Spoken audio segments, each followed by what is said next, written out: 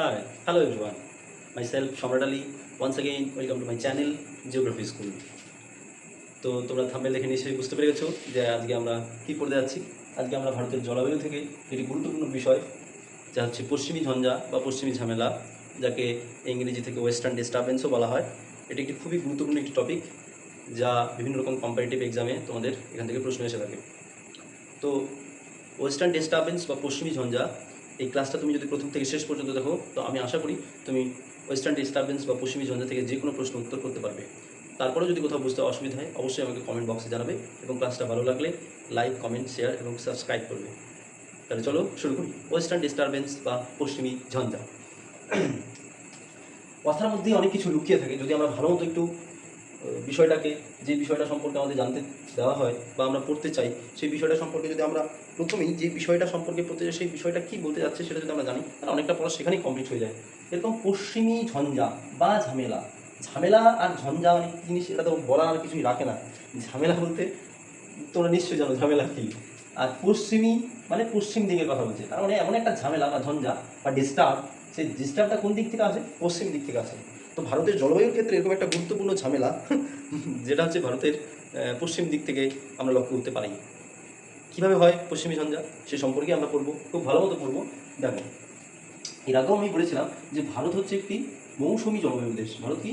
মৌসুমী জলবায়ু দেশ। আর মৌসুমী জলবায়ু ক্ষেত্রে আমরা দু রকম বায়ুপ্রবাহ লক্ষ্য করতে পারি। মৌসুমী বায়ু কি, মৌসুমী বায়ু বায়ু প্রকার কী, কীভাবে মৌসুমী বায়ু ভারতে প্রবেশ করে, এই সম্পর্কে আমি একটা নতুন ক্লাস নিয়ে আসবো, সেখানে পুরো ডিটেলস আমরা আলোচনা করবো। ঠিক আছে? কিন্তু আপাতত মনে রাখবো মৌসুমী বায়ু দুই প্রকার। একটা হচ্ছে ওই দক্ষিণ পশ্চিম দিক থেকে মৌসুমী বায়ু ভারতে প্রবেশ করে, আর একটা হচ্ছে উত্তর পূর্ব দিক থেকে মৌসুমী বায়ু ভারত থেকে বেরিয়ে যায়। মৌসুমী বায়ুর এটা ধর্ম বলা যেতে পারে বা বৈশিষ্ট্য, যে মৌসুমী বায়ু যেদিক থেকে ভারতে প্রবেশ করে আবার সেই দিক থেকে মৌসুমী বায়ু ভারত থেকে বেরিয়ে যায় 180 ডিগ্রি পথ অনুসরণ করে। তো দক্ষিণ পশ্চিম মৌসুমী বায়ু আর উত্তর পূর্ব মৌসুমী বায়ু, এই দু রকমেরই মৌসুমী বায়ু হয়। তো দক্ষিণ পশ্চিম মৌসুমী বায়ু যখন ভারতে প্রবেশ করে তখন ভারতে আমরা কি জানি, ভারতের তিন দিকে জলভাগ দ্বারা বেষ্টিত আছে, পূর্ব দিকে, দক্ষিণ দিকে এবং পশ্চিম দিকে। তো পশ্চিমে রয়েছে ভারতের কোন সাগর? আরব সাগর। আর দক্ষিণে রয়েছে কোন সাগর? দক্ষিণে রয়েছে ভারত মহাসাগর।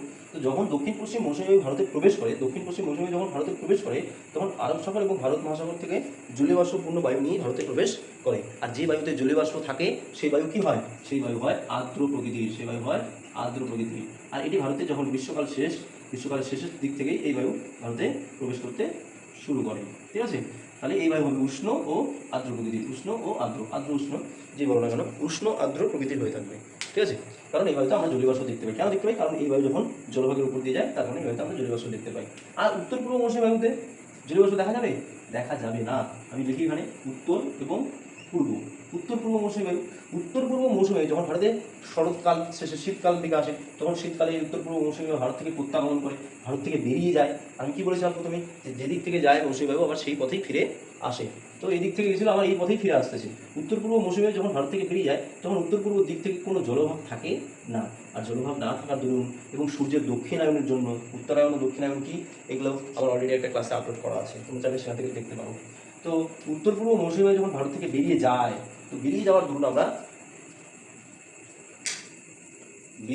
আমরা কি দেখতে পাই? উত্তর পূর্ব মৌসুমী যখন ভারত থেকে বেরিয়ে যায়, তো এই বায়ুতে কোনো রকম জলীয় বাষ্প আমরা লক্ষ্য করতে পারি না, কারণ জলভাগ থাকে না এবং সূর্য ধীরে ধীরে কর্কটক্রান্তি রেখাকে অতিক্রম করে আরও দক্ষিণের দিকে সূর্য মুখ করতে আসে।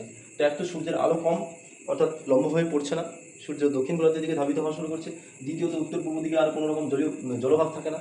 তার কারণে এই সমস্ত উত্তর পূর্ব মৌসুমী বায়ু থেকে যখন এই সমস্ত অঞ্চল থেকে উত্তর পূর্ব মৌসুমী বায়ু বেরিয়ে যায়, তখন উত্তর পূর্ব মৌসুমী বায়ুতে জলীয় বাষ্প থাকে না।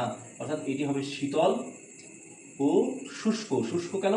কারণ এই বায়ুতে জলীয় বাষ্প থাকে না।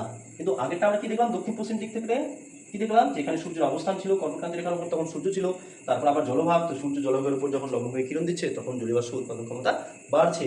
আর যখন জলীয় বাষ্প উৎপাদন ক্ষমতা বাড়ছে, ফলে দক্ষিণ পশ্চিম মৌসুমী বায়ুতে আমরা আর্দ্রতা লক্ষ্য করতে পারি জলীয় বাষ্প থাকার দরুন। কিন্তু উত্তর পূর্ব মৌসুমী বায়ুতে জলভাগ না থাকার জন্য এবং সূর্য আরও দক্ষিণ দিকে চলে যাওয়ার দরুন আমরা কোনো রকম জলীয় বাষ্প লক্ষ্য করতে পারছি না। যার কারণে উত্তর পূর্ব মৌসুমী বায়ু হচ্ছে শুষ্ক প্রকৃতির, আর দক্ষিণ পশ্চিম মৌসুমী বায়ু হচ্ছে আর্দ্র প্রকৃতির। একটাতে জলীয় বাষ্প থাকে, একটাতে জলীয় বাষ্প থাকে না। তাহলে এবার তোমরাই বলো, কোন বায়ুটা বৃষ্টিপাত ঘটাবে? দক্ষিণ পশ্চিম মৌসুমী বায়ুটা নাকি উত্তর পূর্ব মৌসুমী বায়ুটা? বৃষ্টিপাত সেই বায়ু ঘটাবে যেই বায়ুতে জলীয় বাষ্প থাকবে।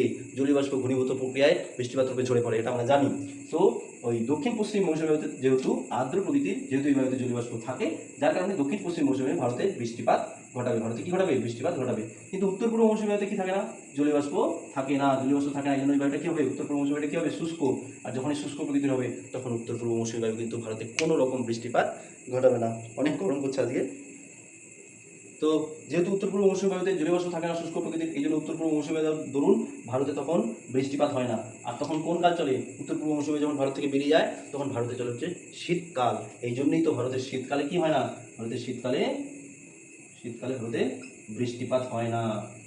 বৃষ্টিপাত হয় না।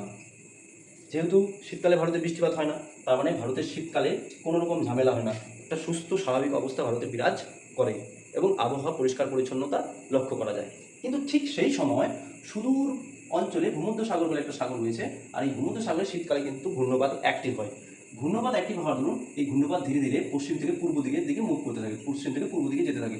আর যখন এটি পশ্চিম থেকে পূর্ব দিকে যেতে থাকে তখন ওই পাকিস্তান ছেড়ে আমাদের ভারতের মধ্যে, এদিকে পাকিস্তান রয়েছে না, এই পাকিস্তান ছেড়ে ভারতের দিকে প্রবেশ করতে শুরু করে। আর তখনই ভারতের ঝিরিঝিরি বৃষ্টিপাত আমরা লক্ষ্য করতে পারি শীতকালের সময়। কেন? শীতকালে ভূমধ্যসাগরে যে ঘূর্ণপাতটা অ্যাক্টিভ হলো, সেই ভূমধ্যসাগর থেকে জলীয় বাষ্পপূর্ণ বায়ু ধীরে ধীরে পশ্চিম দিক থেকে পূর্ব দিকে আসা শুরু করে। আরবের ওই কান্ট্রিগুলো থেকে শুরু করে, পাকিস্তান থেকে শুরু করে আমাদের ভারতে এসে প্রবেশ করে। তখন ভারতের পশ্চিম দিকের যে রাজ্যগুলো রয়েছে, যেরকম রয়েছে পাঞ্জাব, যেরকম রয়েছে হরিয়ানা, যেরকম রয়েছে গুজরাট, তারপরে আমাদের জম্মু কাশ্মীর, এই জায়গাগুলোতে বৃষ্টিপাত ঘটাতে সাহায্য করে। তবে বৃষ্টিপাতের পরিমাণ খুবই সামান্য এবং ঝিরিঝিরি বৃষ্টিপাত আমরা লক্ষ্য করতে পারি। খুবই ঝিরিঝিরি বৃষ্টিপাত হয়। তাহলে একটা যে আবহাওয়ার যে শান্ত পরিবেশ ছিল, সেই শান্ত পরিবেশকে কিন্তু এই ভূমধ্যসাগর থেকে জলীয় বাষ্পপূর্ণ বায়ু ভারতে প্রবেশ করার দরুন এই শান্ত পরিবেশটাকে বিঘ্নিত করে দেয়, ঝামেলার সৃষ্টি করে দেয়। এই জন্যই তো একে বলা হয় পশ্চিমী ঝঞ্ঝা বা পশ্চিমী ঝামেলা। যেহেতু বিষয়টা কোন দিক থেকে আসলো? পশ্চিম দিক থেকে আসলো। ঝামেলাটা কোন দিক থেকে সৃষ্টি হলো? পশ্চিম দিক থেকে সৃষ্টি হলো। এই জন্য একে পশ্চিমী ঝঞ্ঝা বা ওয়েস্টার্ন ডিস্টারবেন্স বলা হয়ে থাকে। আর দু একটা আমি এখানে পয়েন্ট করেছি, এই পয়েন্টগুলো আমরা দেখে নিই। যে পাঞ্জাব, হরিয়ানা ও রাজস্থান, জম্মু কাশ্মীরে এইটার প্রভাব আমরা দেখতে পাই। পাঞ্জাবে দেখতে পাই, হরিয়ানায়, রাজস্থান, জম্মু কাশ্মীরে, মানে পশ্চিমের যে জেলাগুলো রয়েছে, জেলাগুলো কেন, পশ্চিমের যে রাজ্যগুলো রয়েছে সেই রাজ্যগুলোতে আমরা এই প্রভাবটা লক্ষ্য করতে পারি, পশ্চিমী ঝঞ্ঝার প্রভাবটা লক্ষ্য করতে পারি ভারতের পশ্চিম দিকের রাজ্যগুলোতে, পাঞ্জাব, হরিয়ানা, রাজস্থান, জম্মু কাশ্মীর। বৃষ্টিপাতের পরিমাণ খুবই কম, 5 থেকে 10 সেন্টিমিটার। ভারতে সাধারণত শীতকালে বৃষ্টিপাত হয় না, শীতকাল শুষ্ক প্রকৃতির হয়। কিন্তু ওই ভূমধ্যসাগর থেকে জলীয় বাষ্পপূর্ণ বায়ু এসে এখানে ঝিরিঝিরি সামান্য বৃষ্টিপাত ঘটায়। সেই বৃষ্টিপাতের পরিমাণ প্রায় 5 থেকে 10 সেন্টিমিটার মতো। এবং জম্মু কাশ্মীরে এই বৃষ্টিপাত কি ঘটায়? তুষারপাতও ঘটিয়ে দেয় জম্মু কাশ্মীরে। শীতের প্রকোপ বাড়াতে সাহায্য করে এই বৃষ্টিটা। যখন ভারতে এসে প্রবেশ করে শীতকালে, তখন শীতের তীব্রতাকে আরও বাড়িয়ে দেয়, আরও ঠান্ডা লাগে তখন।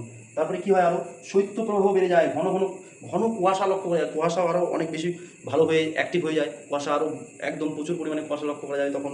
তারপরে আর কী হবে? শৈত্যপ্রবাহ বাড়ে, মানে শীতল বাতাসের যে প্রবাহ সেটাও ধীরে ধীরে বৃদ্ধি পেতে থাকে। আর কি হয়? শীতকালে গম চাষে সাহায্য করে। শীতকালে সাধারণত ভারতের শীতকালে গম চাষ হয়, আর এই গম চাষে ওই বৃষ্টিটা হালকা হলেও গম চাষে সাহায্য করে। বিশেষ করে পাঞ্জাব আর হরিয়ানা, যে পশ্চিমের যে রাজ্যগুলো রয়েছে এই রাজ্যগুলোতে গম চাষে এই বৃষ্টিটা সাহায্য করে। তো মোটামুটি ছিল এই হচ্ছে তোমাদের পশ্চিমী ঝঞ্ঝা বা পশ্চিমী ঝামেলা। যদি তোমাদের বুঝতে কোথাও অসুবিধা হয় তবে অবশ্যই আমাকে কমেন্ট বক্সে জানাবে। আর দেখা হচ্ছে পরবর্তী এই ক্লাসে। ততক্ষণে সবাই ভালো থাকবে, সুস্থ থাকবে। দেখা হচ্ছে পরবর্তী ক্লাসে।